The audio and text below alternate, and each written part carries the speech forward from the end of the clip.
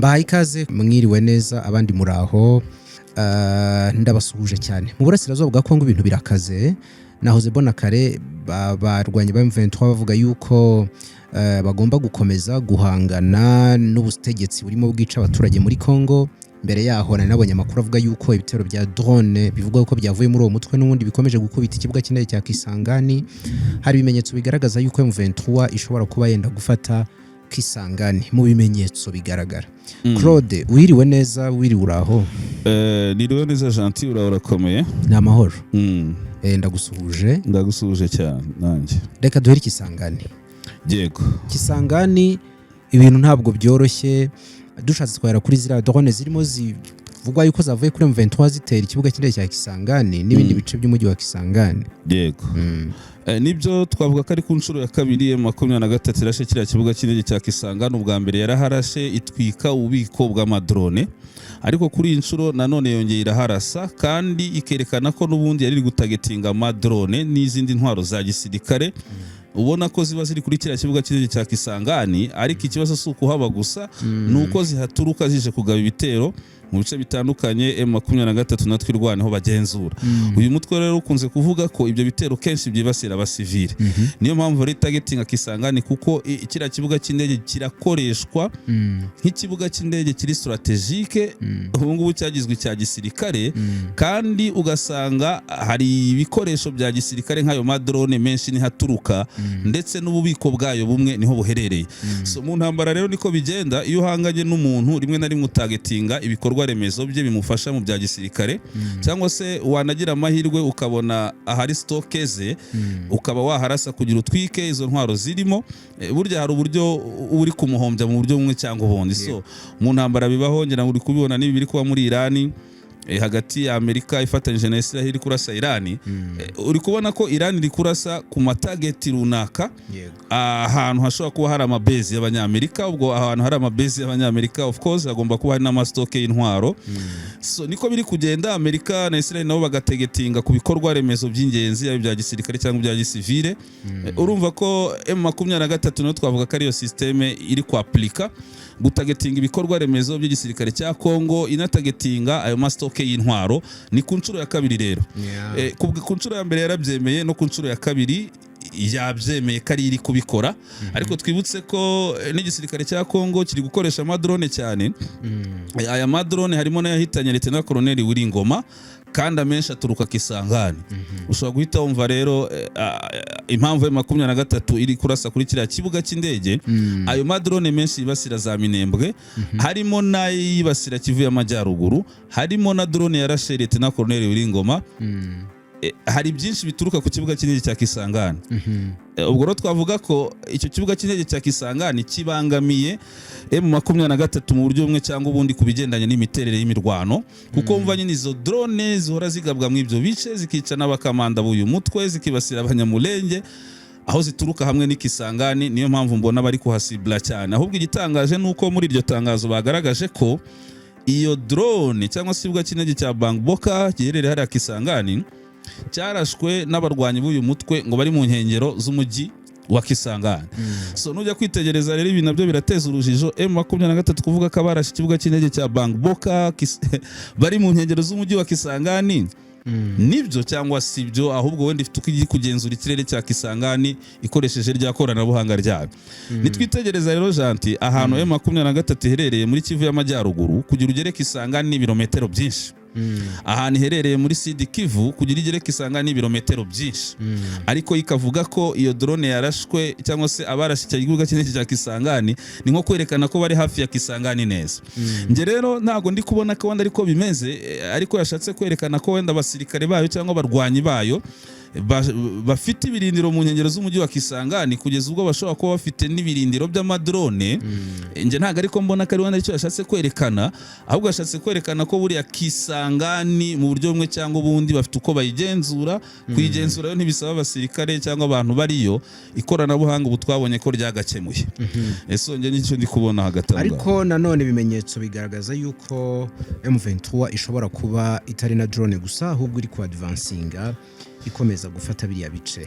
ubu ngubu rero ukuntu situation iteye 23 iri kugabwaho ibitero iyo natwe irwaneho Sud Kivu iragabwaho ibitero ntago iri kwataka kuko iragabwaho ibitero yo igakora icyo bita kudefanda muri Nord Kivu nko muri Masisi ikiri gukora nacyo nabyitaka ari nko kudefanda kubera iki nuko hari ibiceri yarafashe byinshi cyane nko muri groupe y'amaboko ya mbere n'izindi groupe zitandukanye ibyo bice mu minsi yashize FARDC Wazalendo FDL bagize gutya barabyisubiza cya gihe bari kuvuga ko bashaka no gufata Rubaya biri kuvuga ngo Rubaya banayisatiye banayigose warabyumvishe burya bari nko mu birometero hafi 30 hagati ya 25 na 30 kugira bagere Rubaya ariko kugira bagere aho ngaho nuko bari bisubije cyangwa se Wazalendo FDL FARDC bari bafashe ibindi bice byinshi hano twavuga nka za Cyugi uduce nka za Nkokwe uduce nka za Ruki uduce nka za Kazinga uduce twinshi cyane twari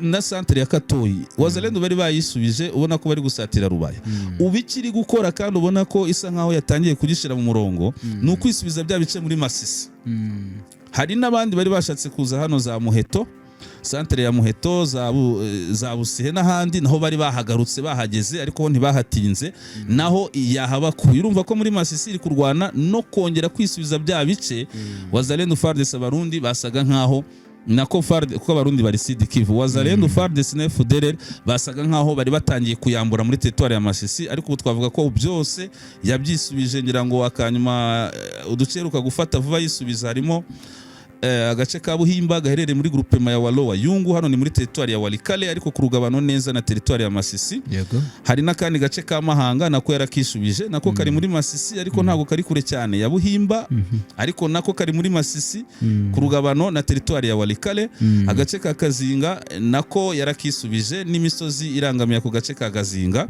n'utundi duce twinshi cyane ni operation irimo ariko nujya kureba muri rusange ubundi iri gukora icyo bita mesure defense kurinda ibice cyane cyane Sud Kivu n'ahaza Masisi ifatanyije na twirwaneho muri Sud Kivu ntiratangira kugaba ibitero icyo koze bigaragara ko iri mu myiteguro yo kongera kugabana y'ibitero nyuma y'igigabwaho ibitero yo ikadefanda kandi ikagabwaho ibitero no mu gihe cy'agahenge ndabona uwitwa bigaragara ko nayo ishobora kubishaka kugaba ibitero yego akomeza ndabona Lawrence Kanyuka yanditse mu masaha 7 ashize avuga ngo mise à jour sur la guerre imposée à AFC M23 par le régime de Kinshasa kuvuga yasaga n'uvuga uti uko ibintu biri kugenda cyangwa bikurikirana ngo mardi 3 mars 2026 à 5h du matin.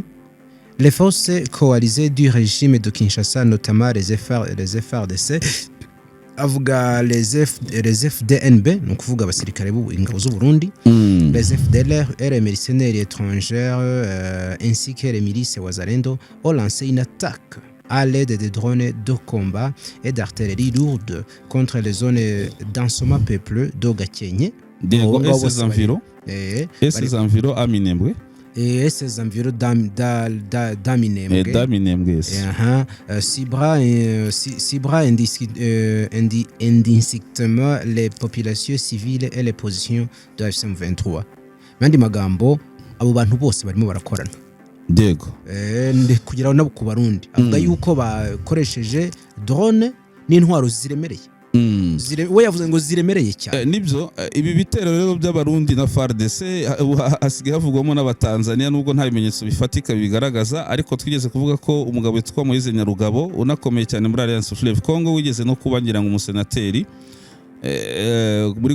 mu butegetsi bwa Kinshasa we yemeje ko abatanzania baje ibi bitero rero bimaze igihe yaba iby'amadrone yaba ibyo bya retirare amabombe n'ibyo ku butaka bimaze igihe kinini cyane cyane muri bice bikikije Minembwe cyangwa se hariya za Minembwe mu nkengero zaho nka za Rwitsa nkuku uduce turimo za Biraro mbiri uduce turimo za Mikenge uduce turimo za Point Zero uduce turimo za Kalingi uduce turimo za Bidegu uduce turimo za Nyaruhinga uduce turimo za Irundu za Mukoko ni twinshi cyane hariya ni twinshi tuvuga ngo turangize ibyo bitero bimaze igihe bihibasira kandi uko bihibasiye M23 buri gihe ihora yerekana ko ari ibitero by'ubushotoranyi biri gukorwa n'ingabo z'u Burundi na FARDC n'abandi bafatanyabikorwa ariko ikabyerekana ishingiye kuki ati dore tariki 18 Kinshasa yemeye kizashira mu bikorwa gahenge ahubwo kugashira mu bikorwa yarushijeho kutugabaho ibyo bitero n'uyu munsi rero iryo tangazo ryasohowe ariko si ubwa mbere kuko ibyo bitero bimaze iminsi n'amatangazo yaramaze iminsi asohorwa ariko Lawrence Kanyuka iryo yarisohoye tariki 3 kuwa kabiri kuko n'ubundi igisirikare cya Kongo cyari cyahagurukije drone kijya kurasa aho Gakenge no mu nkengero ariko n'imirwano iri kuvugwa Mikenge nayo yari irimo no mu tundi duce tugiye dutandukanye ubona ko rero Alliance Fleuve Congo ariko ejo bwo bagabye ibitero kuko nabyo biri mu itangazo nejo barabigabye ejo bagabye ibitero baravuga ngo abasirikare bacu bagabye ibitero mu kugira ngo banetralize cyangwa bahagarike iyo bitero bya drone n'abasirikare ba Kongo bakomeje gukora massacre de civils ahubwo umva icyo bisobanuye icyo bashatse kuvuga bavuga ati M23 yamashije kumobiriza abasirikare bayo kugira ngo itabare abaturage ibitero by'abarundi FARDC na Wazalendo hano rero ukabona ko muri ritangazo ivuga ko yamaje kumobiriza abasirikare bayo yongere nko kubabwira ati mube stand by mube mwiteguye M23 iravuga ngo nos forces déployées à proximité de la ville de Kisangani ont mené une opération ciblée visant à neutraliser et à détruire les drones qui s'apprêtaient à être lancés pour massacrer les civils et attaquer nos positions. Ibyo byo twigeze no kubikomozaho tugaragaza ko abo basirikare bashobora kuba atari mu nkengero za Kisangani ahubwo hari uburyo uyu mutwe ugenzura kiriya kirere cya Kisangani mu buryo bumwe cyangwa ubundi kandi burya ntiyaburamo n'intasi kuba intazifitemo ubwo nabwo ifite uburyo izo nazo ni force zayo ikigaragara hano mu itangazo ryo ku itariki 2 byo ni ibitero bagabiye nibyo ngibyo bya Kisangani ariko narigize nguri kuvuga ibi byo ku butaka nka Minembwe ni bya Kisangani ibyo bya Kisangani niko biteye ariko Minembwe ntago iratangira kugaba ibitero ahubwo iri kudefanda ahubwo noneho hari itangazo rindi yasohoye igaragaza ko yamajije kumobiriza abarwanyi bayo yavuze ati AFC 23 twamaje kumobiriza abasirikare bacu aho bari hose kugira bitegure kujya gutabara abaturage ibyo rero nujya kubyumva mwiyo mvugo ni nko kuvuga ati abasirikare bacu twabashije stand by anytime dushobora kubaha amategeko yo gufata ibindi bice kuko M23 ivuze ko igiye gutabara abaturage biba bigomba kugendana no gufata ibice dore ko yakunze kwerekana ko igomba gufata ibice aho FARDC abarundi yo coalition yose bategurira ibitero aho babitegurira ni herero dufate muri Fizi hari mu nyenyera za Minembwe ubwo niho kuvuga ni byagutangaza ifashe kwa Murima igafata Bibogobogo ukabona na Baraka irafashwe cyangwa se ukajya kubona ukabona na Uvira irongera irafashwe cyangwa se n'ibindi bice kuko iyo statement ni kishaka kwerekana twamaje kumobiriza abasirikare bacu kugira bajye gutabara abaturage so urumva ko rero nabyo bigaragaza ko uyu mutwe nubwo uri kugabwaho ibitero ukerekana ko uruhande rwa Kinshasa ruri kwangiza CCLF ariko nawo hari icyo uri gutegura yes no hari icyo uri gutegura yes nayo ubwayo irabyereka nayo irabivuga ubwayo mu minsi yashize ariko nanone ntitwibagirwe ko M23 yagabye ibitero byinshi bigaragara ko inafite umujinya nyuma y'urupfu rwa Wiringoma ifata uduce twinshi cyane reka nibyo nigeze kuvuga turiya duce wari uri kuvuga yafashe hariya kuri cyagiye cy'urupfu rwa Lieutenant Wiringoma ahubwo yari iri kurwana no kutwisubiza kuko yari imaje kutwamburwa yego ariko yari yaratuje yari imeze nk'iyatuje ni ukuvuga ngo Wazalendo FARDC na FDLR bayigabyeho ibitero ari benshi cyane muri utwo duce n'abasirikare benshi ba 23 barimo ahubwo harimo za local defense cyane noneho bisaba ko basubira inyuma utwo duce rero twose turafatwa na Wazalendo na FARDC na za FDLR kandi ubona ko bashaka no gukomeza Rubaya nibwo rero Lieutenant Colonel Wiringoma burya yajyanye na Makenga bahise bigirayo Rubaya baravuga ko tubona FDLR Wazalendo FARDC bakomeza gufata ibice muri Masisi twari twarafashe kandi tukabona ko basa nk'abototera kujya muri Rubaya habaye iki muri force zacu ziri Masisi General Makenga rero nibwo hise ajyayo burya ntiyagiye wenyine yajyanye n'abandi barimo porte parole nka Lieutenant Colonel Wiringoma n'abandi bakamanda ariko kwari ukugira ngo barebe uburyo bategura ibitero byo kwisubiza ibyo bindi Wazalendo bari bafashe ni naho rero Lieutenant Colonel Wiringoma Kinshasa yaje kumenya amakuru ko yari ahari burya no mu bantu Kinshasa yashakaga guhitana uwa mbere ni General Makenga kuko yari amaje kumenya amakuru ko yageze Rubaya so Makenga rero burya yarisubiriyeyo we nta kibazo afite, byahitanye Lieutenant Colonel Buringoma, ariko burya bari baje muri iyo misiyo kureba icyabaye ku barwanyi babo ko Wazalendo bari kwisubiza ibice na FARDC n'abaFDLR, tukabona bari kototera Rubaya. Ubwo nyine bakamanda bakuru byabasabye kujya Rubaya kugira ngo bategure uburyo ibyo bitero byasubizwa inyuma n'ibice bikongera bikisubizwa. Niko byanagenze rero, yahise itangira kwisubiza ibyo bice byose navuze, za Zingati, za Nkokwe, za Cyugi n'ibindi bigiye bitandukanye, kwari ukusa nkaho ibyisubiza. Ariko CCLF ijya gutangira tariki 18 ibyo bice byari mu bugenzuzi bwa 23. Yego. Dufite experience y'ukuntu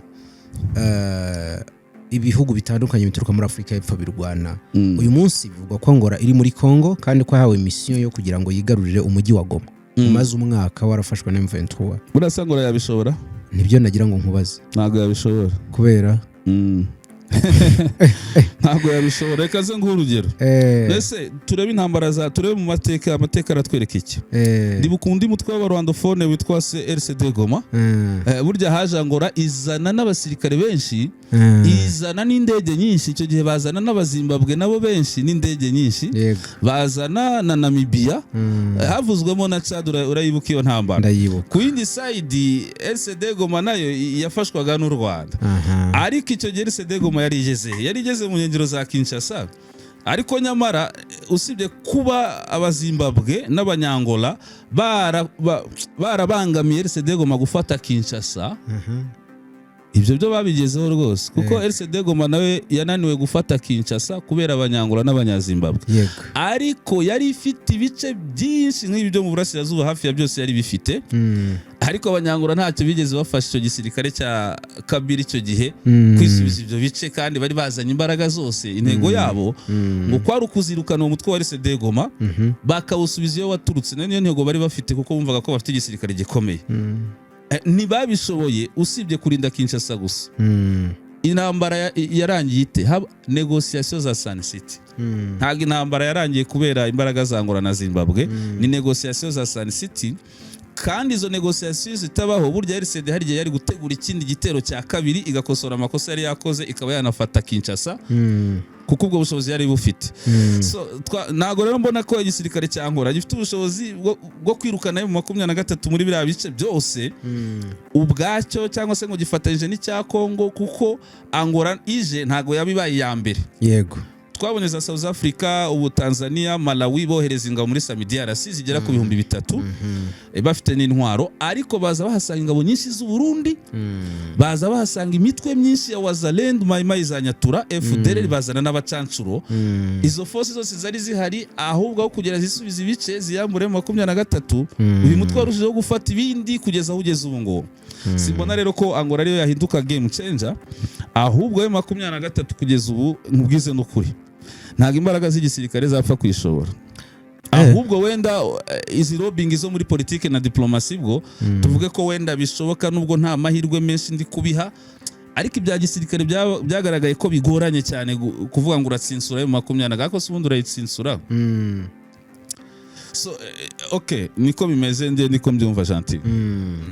Nagira ngo dusoreze kuri aka kantu ko guhana abasirikare bakuru b'u Rwanda na RDF muri rusange, ariko mbanze mbwira abantu yuko ukeneye serivisi zo gukoresha imodoka, cyane cyane izi za Korea, bafite za Hyundai, bafite za Kia n'izindi modoka, cyangwa se abandi bafite izi modoka za hybrid zikoresha amashanyarazi, imodoka z'ubwoko bugezweho cyane, mujye muri Automotive Rapid Gikondo, muraza kubahasanga rwose. Habaye serivisi nziza, ndetse ahubwo serivisi yabo iri très impec. Ndumva nabwira abantu nimero kugira ngo bajye kureba aba bantu babakorera imodoka, n'abantu bazi gukora imodoka cyane. Yego. Muhamagara umuntu witwa Kevin Igikondo rwose, muhamagare kuri 0788 978 30 0788 978 330. Aho ni muri Automotive Rapid Igikondo. Nta bwoko bw'imodoka badashobora kugukorera uko byagenda kose. Dusoreze kuri aka kantu. Leta ya Amerika yahariye abasirikare bakuru b'u Rwanda, wabibonye. Yego. Ihana RDF nk'urwego. RDF ni institution, hanyuma ariko n'abakozi cyangwa abayobozi bakuru b'iyo institution barahanwa. Ntihahanwe bose, hahanwa abajenerali 4, General Baraka Muganga CDS, hahanwa n'abandi bakorana 4 barimo Karusisi n'abandi. Why? Kubera iki biriya bintu ariyo mezire ya mbere Amerika ifashe ngo mu kugira ngo amasezerano yubahirizwe? Nujya kureba nta nubwo ari kugira ngo amasezerano yubahirizwe, ahubwo twabonye ko ari ugushimi, ni nko kugira ngo ishimishe Kinshasa, inayiha icyizere yuko deal bafitanye amabuye y'agaciro Amerika ikikonsidera. Kinshasa rimaze igihe ishira pressure kuri Amerika, ishira pressure ku muryango w'ubumwe bw'Uburayi ati rwose u Rwanda mu rufatira ibihano, kandi ikabikora iri no gutanga ruswa y'amabuye y'agaciro. Urabizi rero ko bari abazungu baba bakeneye amabuye y'agaciro kuko Kongo Tshisekedi yamaje kuyigurisha yahaye abanyamerika. Kubw'izo mpamvu rero niba Tshisekedi yarahaye abanyamerika kado imeze gutyo, nawe hari ibyo abasaba ati nyamara namwe mwagira icyo mukora ku Rwanda gutya na gutya, ubwo Amerika kugira imushimishe niyo deal yabikomeze.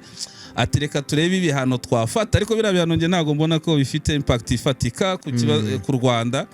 Nta impact ifite ku Rwanda ku bigendanye n'ubukungu ndetse no mu zindi nzego izo arizo zose. Ni ibihano byahawe abantu ku giti cyabo, ngo gufatira imitungo yabo iri muri Amerika. Sinzi imitungo bafite muri Amerika ngo ni iyihe, cyangwa se ngo kuba bajya muri Amerika, ariko sinzi niba bari mu gihugu cyabo, numva kibashimishije kurushaho. So kandi si ubwa mbere Amerika ibikoze, kuko yafatiye ibihano, ngira ngo ni Amerika yafatiye ibihano General Andrew Nyamvumba nayo muzize byo muri Kongo, yanahanye na James Kabarebe. Nyuma yaho retired General James Kabarebe, kandi ibihano bahaye Andrew Nyamvumba ndetse na retired General James Kabarebe birasa n'ibyahawe General Mubaraka Muganga, General Karusisi n'abandi batandukanye. Ibyo ngibyo ronge mbona nta impact bifite ku Rwanda rwose, nta ngaruka bifite ku Rwanda kugeza ubu, kuko si n'ubwa mbere. Kereka wenda Amerika nifata ibindi bihano byisumbuyeho, harimo n'iby'ubukungu n'ibindi bikomeye ku mikoranire na RDF, kuko igisirikare cya Amerika kiracyakorana na RDF, bafitanye ubufatanye. Usibye kuba bahannye wenda bari abajenerali, kandi mu bihano mbona ngewe bidateje n'ikibazo cyane, ariko relationship hagati ya RDF n'ingabo za Amerika irahari, baranakorana mu bigendanye n'amahugurwa, imyitozo, gusangira wenda ayo makuru y'ubutasi nabyo birashoboka. So baracyakorana, kandi Amerika ntago igaragaza ko izabihagarika. Inkunga Amerika iha u Rwanda ntago zahagaze, zirakomeje. Ubwo rero nge mbona ko ibyo bihano byo kuvuga ngo urahana umuntu ku giti cye iki ntacyo mbona byakora ku Rwanda biriya, kandi ngira ngo na guverinoma y'u Rwanda ifite uko yabivuze, igaragaza ko irajwe inshinga n'umutekano wayo kuruta uko yanafatirwa ibyo bihano. Nubwo rwose itashimishijwe n'uburyo Amerika yabigenje, icyo u Rwanda rutashimishijwe nacyo ni iki? Nuko Amerika yafashe bya bihano bifatira abantu bajenerali mu ngabo z'u Rwanda, ishinja ko u Rwanda rwananiwe kuzuza cyangwa se kubahiriza ibiganiro bya Washington. Icyo u Rwanda rwasabaga ngo ni ugukura ingabo muri Kongo, ariko u Rwanda rukerekana ko rwo rugomba ari ubwirinzi. Ariko se Kongo yo yubahirije iki, ko nayo muri ibyo biganiro bya Washington yasabwe gusenya FDLR? Yo yarayisenye se? No. Ubu ngubu ndagira nagusobanurire ko nyuma ya biriya bihano nabonye itangazo riri gusirikira bivuga ko ari FDLR yarisohoye, ndetse ngirisohorera Uvira, ishimira cyane Leta Zunze za Amerika ngo kuba zafatira u Rwanda ibihano. Na Kongo ariko yarisohoye, Kongo yarisohoye, FDLR ihita irisohora, kandi n'abafatanya bikorwa. Kandi muri iryo tangazo FDLR irashimira, kandi akaba ahubwo yarasenyutse, iri kugaragaza ngo fe a Uvira, bikorewe Uvira. Itangazo rya FDLR rishimira Amerika ku bihano yafatiye. Fe a Uvira se, Uvira kari ya MONUSCO irahakorera gute? Uvira irimo ingabo za leta kugeza ubu. Niba FDLR isohora itangazo igaragaza ko irisohoye Uvira, bigaragara ko ikiri gukorana na Kinshasa, baracyafatanya mu ntambara muri Kivu na Nord Kivu. Kubw'izo mpamvu Kinshasa nayo ntago irubahiriza ibyo yasabwe mu biganiro bya Washington byo gusenya FDLR. Ubwo rero sinzi niba u Rwanda rwakuraho ubwirinzi, icyatumye bujyaho kitaravaho. Cyatumye bujyaho niyo FDLR ikorana na Kinshasa n'u Burundi kugira bahungabanye umutekano w'u Rwanda. So ubwo rero ibyo bihano ntago biri buze gutuma u Rwanda rukuraho ubwirinzi, ntago bishoboka. Anyways, ndagushimiye cyane, urakoze. Imana iguha umugisha. Tunashimira cyane abantu mwari mudukurikiye. Ibiganiro byacu nakagaruka. Asante sana Claude. Urakoze cyane Gentil. Imboni TV, imboni ya rubanda.